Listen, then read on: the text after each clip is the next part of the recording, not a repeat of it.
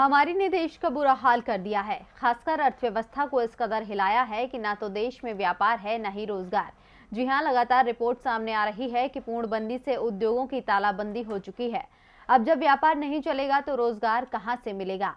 इसीलिए आज बेरोजगारी को लेकर भी एक रिपोर्ट सामने आई, जिसने हकीकत को बयां कर दिया है। देश इस वक्त उस मुश्किल दौर से गुजर रहा है जहां जनता बुनियादी चीजों के लिए मोहताज हो रही है।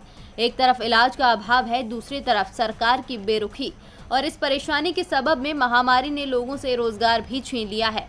दूसरी लहर की वजह से देश में 1 करोड़ से अधिक लोगों को नौकरी से हाथ धोना पड़ा है, जबकि पिछले साल महामारी की शुरुआत से लेकर अब तक 97% परिवारों की आय घटी है।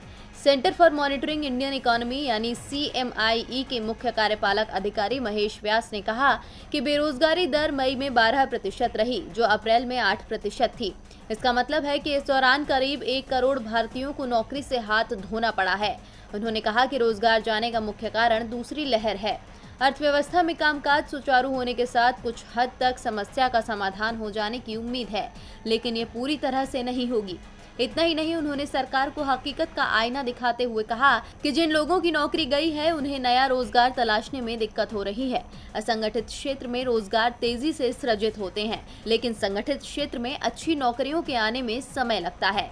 उन्होंने कहा कि इस स्थिति को सुधारने के लिए सरकार को जरूरी कदम उठाने होंगे। इसी के साथ ही उन्होंने चेतावनी देते हुए कहा कि 3-4% बेरोजगारी दर को भारतीय अर्थव्यवस्था के लिए सामान्य माना जाना चाहिए, लेकिन ये धीरे धीरे बढ़ती जा रही है, जो अर्थव्यवस्था के लिए ठीक नहीं है।